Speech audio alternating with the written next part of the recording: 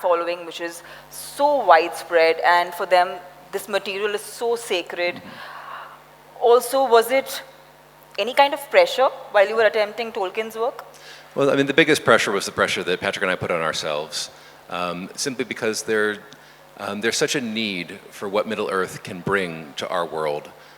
There's a real darkness in our world right now. There's a lot of people who are in a lot of pain. Political darkness, economic darkness, social darkness, just a lot of challenges. And Middle-earth speaks to people in their soul. It's one of the reasons why Tolkien's work has been, I mean, next to like the Bible, the Quran, and certain writings of Mao Zedong, Tolkien has been the most selling work of all time.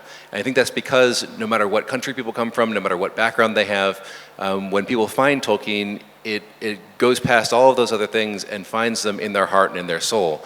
And so we felt like we needed to capture that special feeling of Tolkien. Because really the Second Age, the story I mentioned a moment ago, Tolkien sketched it out, but he didn't do it in a ton of detail in a lot of parts. So there was a lot of things where we had to very carefully excavate what he had shown us, but then also to continue to connect the dots and fill some of the gaps in where necessary. So we tried to do that in as Tolkienian a way as possible, to be able to bring that light and that feeling of Middle-earth. And I could say that one of my best moments so far was we showed some Tolkien superfans about 20 minutes of the show, and we were sort of flies on the wall sitting in the back of the auditorium, and I heard someone asked, well, what did you guys think of it? And one of them said, you know, it just feels like Middle-earth. And I spontaneously broke into tears. And I was like, that's all I wanted to accomplish. That is amazing. Well, हम पहली बार कर रहे हैं यार, एक ताली तो मार लो हमारे लिए. Thank you guys. Yeah, I think it's been so nice, you know, knowing these things from you. But I really want to meet the cast. Yeah, the entire cast. Totally excited to bring them out. Yeah, I'm happy to introduce them. Shall we? Yeah, guys, you want to start walking on out, and I'll give introductions as you do. I think first I see. Stand up. Do I see Nazanin Bonyadi? I think is our first one back there. So we have Nazanin Bonyadi, who plays Bronwyn. Welcome. Woo! We have Maxim Baldry, who plays Isildur.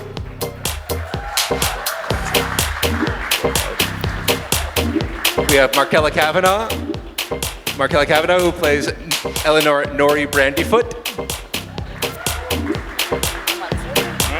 We have Lloyd Owen, who plays Elendil.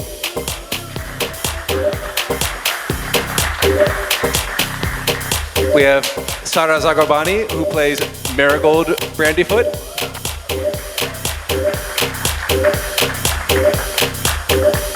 And we have Charlie Edwards, who plays Celebrimbor.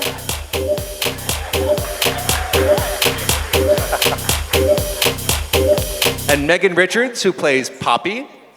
Let's make sure there's enough stage. Poppy Proudfellow, I should say. And we have Tyro Muhaffedin, who plays Theo. And we have Emma Horvath, who plays Earien.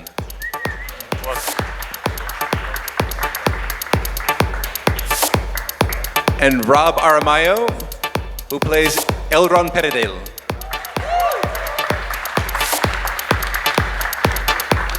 And I think that's it. Everyone, one more welcome for our entire Lord of the Rings cast.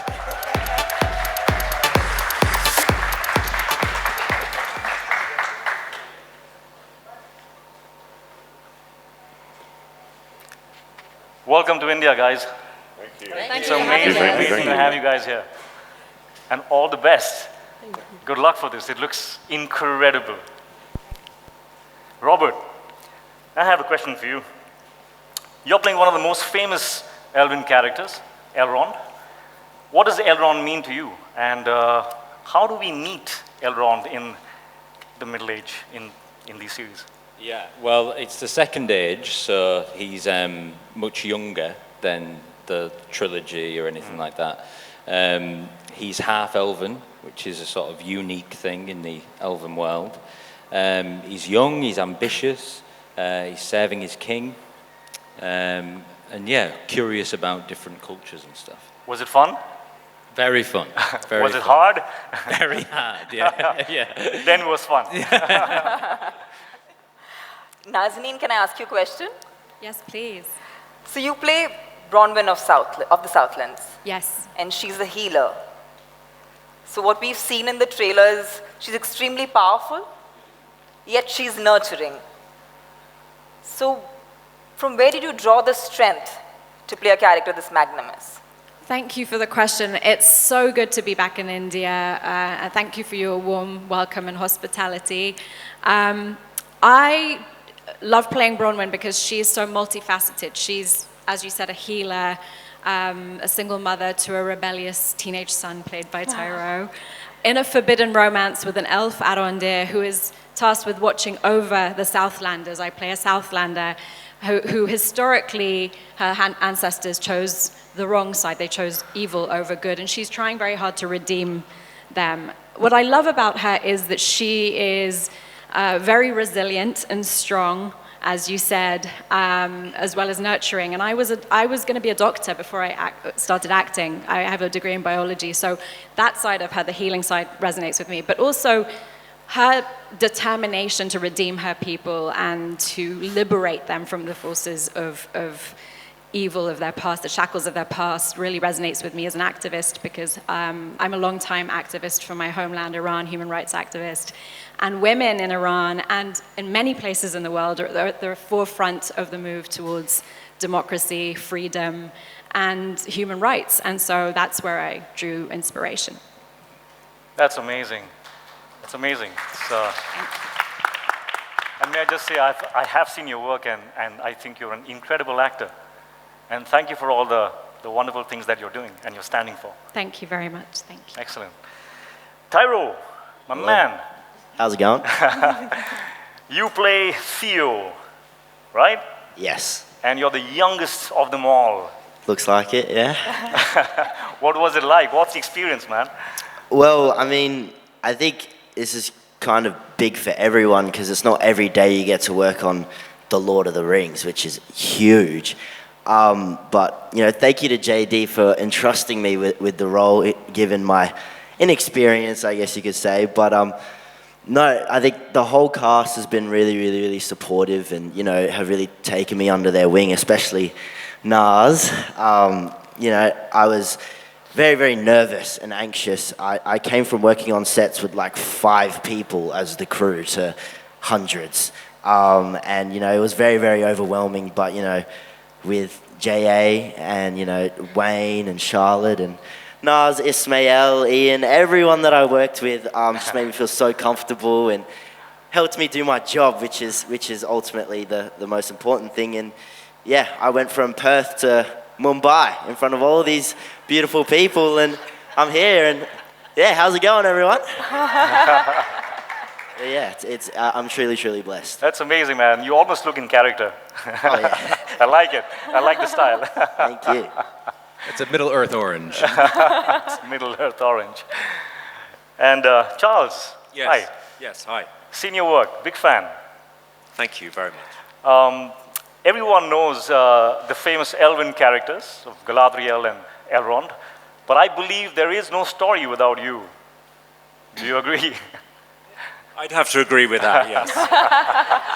Good answer. Although, no, obviously there are many, many other stories and themes in Tolkien and in our show, but ultimately the story of the Rings of Power is the one that brings them all to a head. But that's what's so interesting about Tolkien. For such a major storyline, he gives Celebrimbor very little page space. He's mentioned briefly, and those contradict each other, those mentions. So what our hunt, the showrunners, myself, the heads of department, the directors and the writers, is to find the hooks that Tolkien has given us, hang a few things on there, see how that goes, and then rummage around in the wardrobe a little more, see what else one can find in there, a few more hooks, a few more bits and pieces, hang it all up and see how it looks. And it's also the first time that Celebrimbor has been featured in a live action adaptation of Tolkien's stories, so I'm very much looking forward to seeing what you all think about him.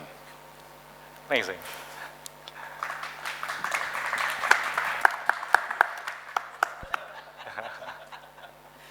Lloyd, I'd really like to ask you, you're playing Elendil, I am. who's the father to Isildur. Isildur, yeah. Isildur This is a very naughty boy important here. character, but I just didn't want to do debauchery of the language, so I was like, okay, let me not get Isildur wrong, because everyone out there will want to come after me then. So definitely, you're playing the father to Isildur and Eärien, who's played by Maxim and Emma. So can you tell us what do we expect out of the series? And what is this world, and what's been the experience for you being a part of this? Thank you for the question. First of all, it's really, really good to be back in India too, like Naz. I've had a beautiful experience working here in the past, so very happy to be back. Yes, Elendil, who is, as we see him at the beginning of the series, he's a sea captain, very capable man, but he's been widowed and he's trying to deal with his grieving adult children, two of whom are present here in Maxim and Emma, as you say.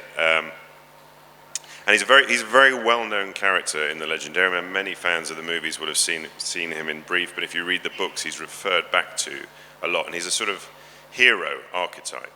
And he's very dear to a lot of the fans' hearts for that reason, because of his ultimate self-sacrifice at the end during the alliance of elves and men, where he dies in the act of trying to defeat Sauron. So, but again, rather like Charles was saying about Celebrimbor, there are only these sort of limited signposts along the way that Tolkien gives us. So there's this great sort of responsibility and privilege and excitement to be able to fill out those gaps. And where we see him at the very beginning is this one. Tolkien's Atlantis is Numenor, the island of Numenor, where Elendil comes from. And at this point in the story, Numenor is at its absolute peak, but it's right on the precipice between a sort of more nationalist side of the island, which feels they need an independence from the elves, and a more faithful side. And Elendil is very much torn between those two parts of society, between his head and his heart. His head is rational, pragmatic, trying to keep his family safe, and his heart is drawn towards the faithful. And something of the schism in that society is also reflected deep in the family within his children, so that there's a lot for him to deal with at the beginning, and I'm very excited to chart this man through that journey. So yeah, I'm very, very privileged and very excited to be here. As an actor being on the set, the adaptation of Numenor, nobody's ever seen this world. So how is it to be on a set which so many people have imagined but never really seen? You were actually there, so what was the experience like? It was genuinely extraordinary in the sense that in the modern world we expect everything to be CGI now, but we built Numenor, we built the capital city of Numenor, and it took 6 months to build. And I remember the first day walking onto that set was quite an extraordinary experience. I was with JD and he showed me around, and just the attention to detail, the amount of skill and brilliance in every department on this job, and ultimately the dedication and love that you feel. So they built the city from the ground up, and you can feel the history and how architecture changed over centuries, where loyalties lie, and the changing face of the landscape around it. Because that was I think my second day on set was filming a sequence on the beach with Galadriel as we're riding our horses. And again was with JD, and we realized that this is the first time that we'd seen the geography of Numenor, the physical geography of Numenor. And that was another beautiful moment to think, wow, I'm actually the first person to be part of that. So that was super exciting. And there's one member of our security team from Amazon who walked us back when we were in Comic-Con, walked us back to the hotel. And she said, I've been told not to talk to the actors and geek out about Lord of the Rings. I was like, come on, geek out. Let's see what you got.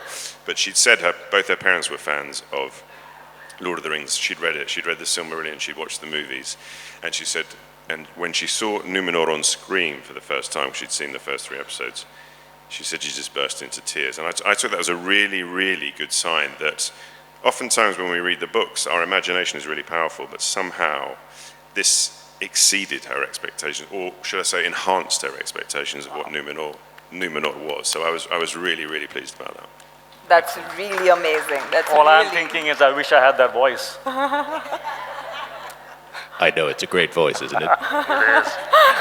It's a little deeper after the Yeah, aeroplane you can flight use we it, just right? took. You know how to but, use it. Lloyd, the thing is, most of the times I sound like you. So I have a hard time sounding like me. Maxim, Isildur, huh? Yes. How does it feel? Because this is a character that everyone is waiting to watch.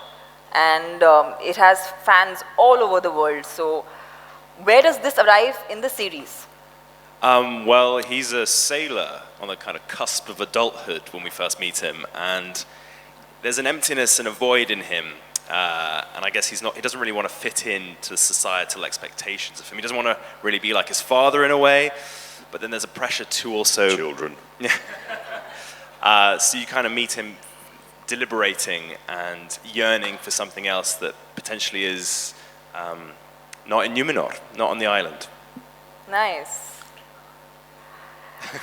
Emma, I have a question to ask you. Do you want to say something, Hrithik? Go on.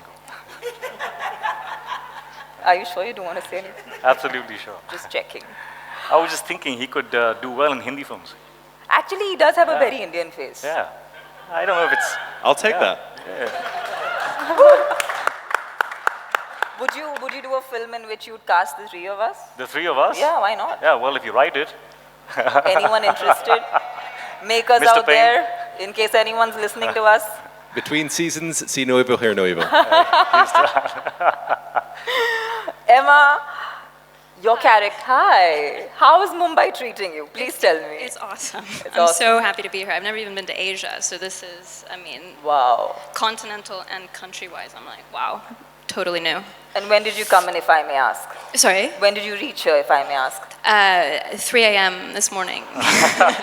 And she looks so stunning. Guys, All of you big guys. round of That's applause to just incredible. that absolute beauty.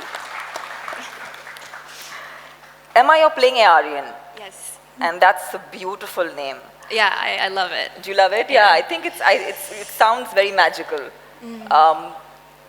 It means sea maiden. Sea Maiden. Nice. Oh, that's beautiful. I was about to ask you, what does it mean? About Okay. the name, yeah? Good. But does this have any significance with, is it relevant in any way to the islands of Numenor, or is there any significance as to how that's a part of how you created the character? Yes, Numenor is a very nautical society, and so it's very apt that she's named after the sea. Isildur means servant of the moon, and Anarion, the middle child, is a reference to the sun. So her siblings, their names reference sort of celestial, heavenly bodies, and her name is quite grounded, which is very apt because the schism that Lloyd was mentioning that's occurring on the island is also starting to take shape within the family.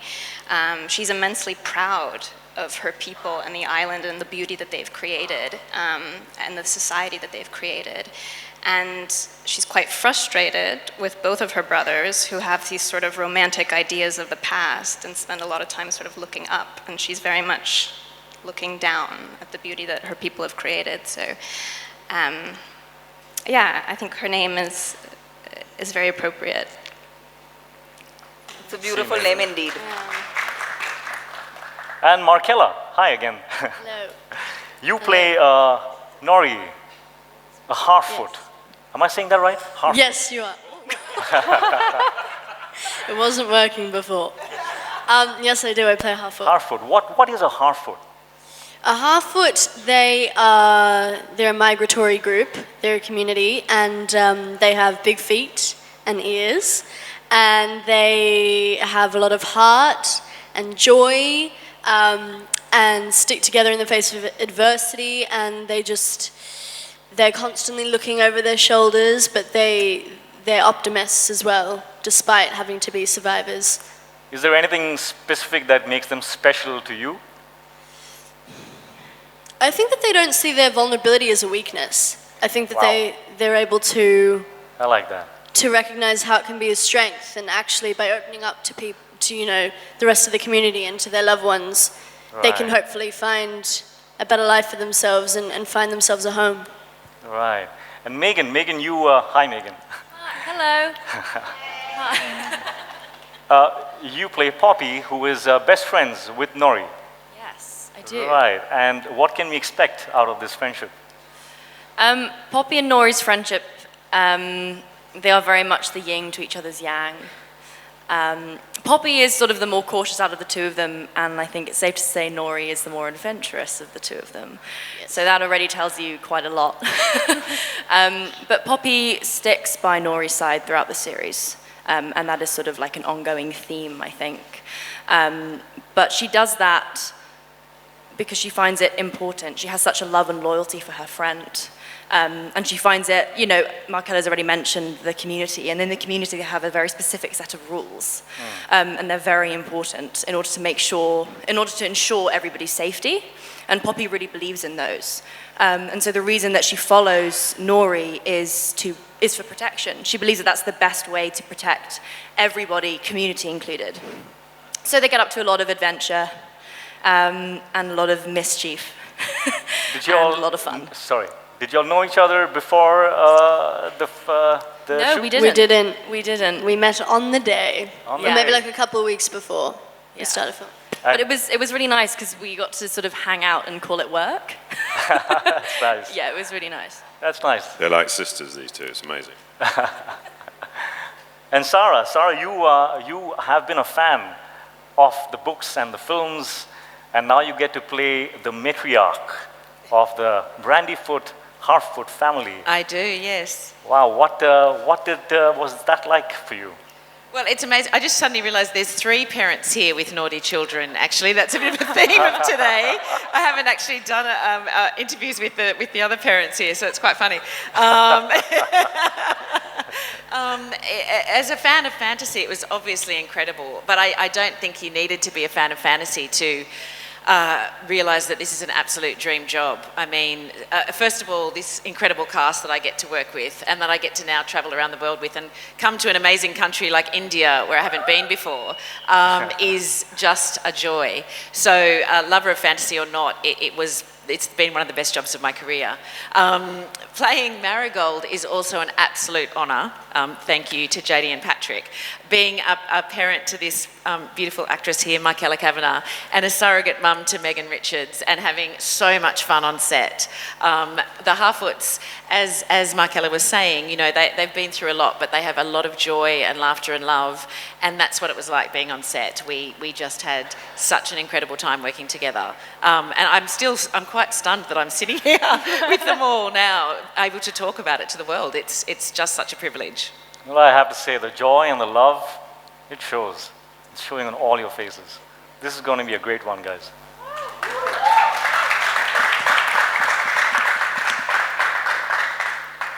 JD, to round this off, do you have anything that you want to tell our lovely audiences? And also, do my elfish ears make a cut? You'd like to know. They're wonderful. I mean, you would actually have to cut them a little bit to help them make the cut, but but they're close. They're close. Okay, good. Let's talk. Have your people call my people. That sounds like a plan. Well, I just wanted to reiterate what a special group of people you have in front of you right now. It's been my great joy to work with them each over the course of several years now, and I look at them each and have a dozen stories that pop into my mind for every single one of the people here.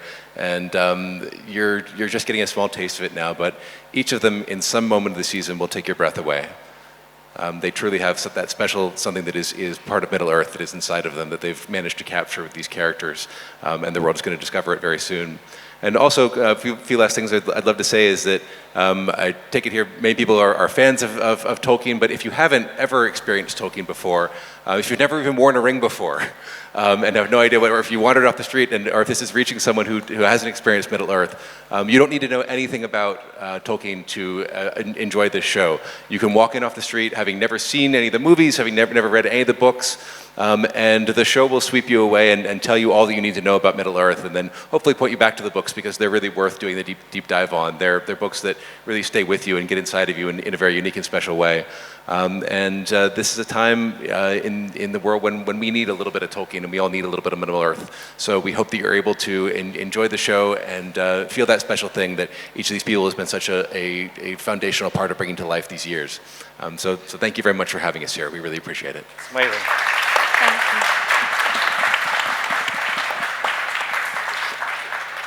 I have to say this to JD, to the entire cast and crew, that this is something that I personally believed in, that cinema in any language, anywhere in the world, the moment it is based on human emotions, basic human emotions, it always cuts through all. There's no language needed, there's no country needed, and I feel like that faith that I have in the cinema that I want to do has been reaffirmed by Rings of Power. So thank you all for coming here and being a part of this press conference. We're so excited for this, and we can't wait to see the series. Thank you so much, Tamanna, and thank you, Hrithik. Thank you very much.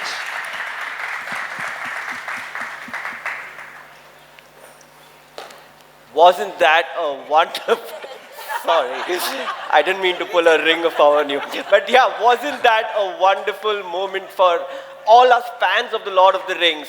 Let's give them a huge round of applause for Hrithik, Tamanna, and the wonderful cast and crew of Lord of the Rings, the Rings of Power. It's a perfect opportunity for a photo op at this point, yeah?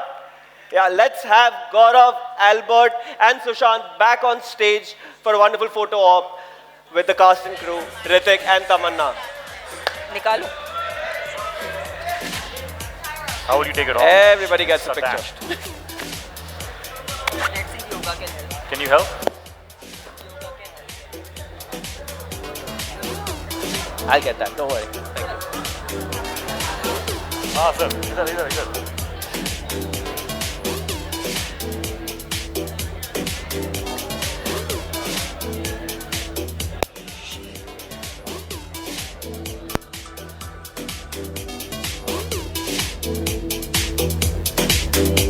Actually,